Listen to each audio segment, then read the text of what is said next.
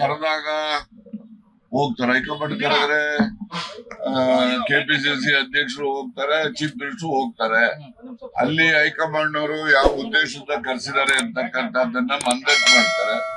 ಅಲ್ಲಿ ಏನೆಲ್ಲ ನಡೆಯುತ್ತೆ, ಅಂತಿಮವಾಗಿ ಪಕ್ಷದ ಹೈಕಮಾಂಡ್ ಏನ್ ನಿರ್ಧಾರ ಮಾಡ್ತಾರೆ, ನಿರ್ಧಾರಕ್ಕೆ ಸನ್ಮಾನ್ಯ ಸಿದ್ದರಾಮಯ್ಯನವರು ಬದ್ರು, ಶಿವಕುಮಾರ್ ಕೂಡ ಬದ್ರಿರ್ತಾರೆ. ನಿಮ್ಮ ನಡೆ ಏನ್ ಸರ್? ನಮ್ಮ ನಡೆ ಹೈಕಮಾಂಡ್ ನಡೆನ ನಮ್ ನಡೆ. ಅಲ್ಲ ಸರ್, ಬಿಡ್ಬೇಕು ಅನ್ನೋದೇನಾದ್ರು ಬಂದ್ರೆ ಬಿಡ್ಬೇಕಾ ಬೇಡವಾ? ಬಿಡೋದು ಕಟ್ಕೊಳ್ಳೋದು ಅದೆಲ್ಲ ಅಲ್ಲಿ ತೀರ್ಮಾನ ಆಗೋದು. ಈಗ ಸುಮ್ನೆ let us not assume things,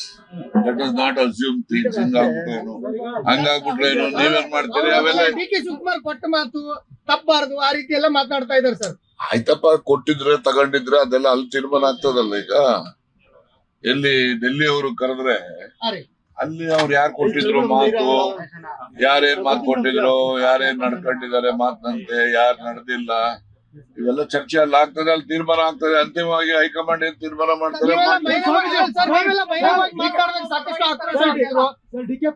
ಸ್ವಾಮೀಜಿಗಳು ಮಾತಾಡಕತ್ತಾರೆ, ಸ್ವಾಮೀಜಿಗಳು ಕೂಡ ರಿಯಾಕ್ಷನ್ ನೀಡ್ತಾ ಇದ್ದಾರೆ ಸರ್. ನೋಡಿ, ನಾನು ಅನ್ಕೊಂಡು ಸ್ವಾಮೀಜಿಗಳು ಸಮಾಜ ಸುಧಾರಣೆ, ಧರ್ಮ ಪ್ರಚಾರ ಮಾಡ್ತಕ್ಕಂಥದ್ದಕ್ಕೆ ಸೀಮಿತವಾಗಿರ್ಬೇಕು. ರಾಜಕಾರಣದ ವಿಷಯದಲ್ಲಿ ಯಾರು ಕೂಡ ಯಾರೇ ಸ್ವಾಮೀಜಿಗಳಾಗ್ಲಿ, ರಾಜಕಾರಣ ಎಲ್ಲಾ ಪಕ್ಷದಲ್ಲೂ ಇರ್ತಾರೆ, ಅವ್ರಿಗೆ ಬೇಕಿರೋರು ಬೇಡವಾದವರು. ಆದ್ರೆ ರಾಜಕಾರಣದ ವಿಷಯದಲ್ಲಿ ಅವರು ಮಧ್ಯಪ್ರವೇಶ ಮಾಡ್ತಕ್ಕಂಥದ್ದು ಸೂಕ್ತ ಅಲ್ಲ ಅಂತ ಹೇಳಿ ನಾನು ಭಾವಿಸ್ತೇನೆ. ಸರ್, ನೀವು ಬಹಿರಂಗವಾಗಿ ಮಾತನಾಡಿದಾಗ ಸಾಕಷ್ಟು ಆಕ್ರೋಶ ವ್ಯಕ್ತಪಡಿಸಿದ್ರು. ಈಗ ಅವ್ರ ಟೀಮ್ ಅಲ್ಲಿ ಎಲ್ಲ ಬಹಿರಂಗವಾಗಿ ಹೇಳಿಕೆಗಳನ್ನು ಕೊಡ್ತಾ ಇದಾರೆ ಸರ್. ಅವಾಗೆಲ್ಲ ಮಾತನಾಡಿದ್ರು ಸರ್, ಈಗ ಅವ್ರು ನೋಟಿಸ್ ಕೊಟ್ಮೇಲೆ ಮಾತಾಡ್ತಾ ಇದ್ದಾರೆ. ನೋಡಿ ಒಂದ್ ಹೇಳ್ತೀನಿ ಕೇಳಿ, ಕಾಂಗ್ರೆಸ್ ಪಕ್ಷದಲ್ಲಿ ನೋಟಿಸ್ ಕೊಡೋದು, ಉತ್ತರ ಕೊಡೋದು ಇವೆಲ್ಲ ಇದ್ದೇ ಇದ್ದಂತದ್ದೇ, ಗೊತ್ತಾಯ್ತಾ? ಸೊ ಹೀಗಾಗಿ ಇವೆಲ್ಲ ರಾಜಕಾರಣ ಅಂತಕ್ಕಂಥದ್ದು ನಿರಂತರವಾಗಿ ನಡೀತಕ್ಕಂತ ಒಂದು ಕ್ರಿಯೆ, ಗೊತ್ತಾಯ್ತಾ? ಅದರಿಂದ ಅದು ನಡೀತೆ. ಯಾವ್ಯಾವ ಸಂದರ್ಭಕ್ಕೆ ಆ ನಡವಳಿಕೆ ತಕ್ಕಂತೆ ಕ್ರಮಗಳು ಏನೇನಾಗ್ತವೆ ಅವೆಲ್ಲ ಆಗ್ತವೆ. ಸರ್, ಅಹಿಂದ ಬಿಟ್ರೆ ಕಾಂಗ್ರೆಸ್ಗೆ ಭವಿಷ್ಯ ಇದೆಯಾ? ಎಲ್ಲಾ ಪಾರ್ಟಿಗೂ ಅಹಿಂದ ಇದಾರೆ ಇಲ್ರಿ. ಏನು ಅಹಿಂದ ಕಾಂಗ್ರೆಸ್ಗೆ ಸೀಮಿತ ಇದಾರ? ಎಲ್ಲಾ ಪಾರ್ಟಿಗೂ ಅಹಿಂದನೂ ಇದಾರೆ. ಎಲ್ಲಾ ಪಾರ್ಟಿನಲ್ಲೂ ಕೂಡ ಮೇಜರ್ ಕಮ್ಯುನಿಟಿಗಳು ಇದಾವೆ.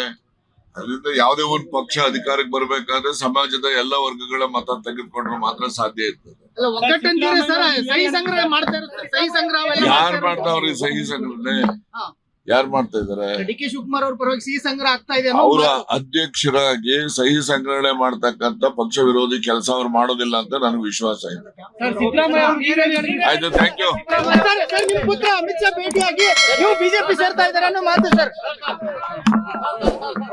ಲೇಟೆಸ್ಟ್ ಹಾಗೂ ಇಂಟ್ರೆಸ್ಟಿಂಗ್ ಸುದ್ದಿಗಳಿಗಾಗಿ ಬಾಸ್ ಟಿವಿ ಕನ್ನಡ ಚಾನೆಲ್ನ ಸಬ್ಸ್ಕ್ರೈಬ್ ಮಾಡಿ. ಹಾಗೆಯೇ ಬೆಲ್ ಐಕಾನ್ ಪ್ರೆಸ್ ಮಾಡಿ. ಇದರ ಜೊತೆಗೆ ಫೇಸ್ಬುಕ್, ಇನ್ಸ್ಟಾಗ್ರಾಮ್, ಎಕ್ಸ್ ನಲ್ಲೂ ಮಿಸ್ ಮಾಡದೆ ಫಾಲೋ ಮಾಡಿ.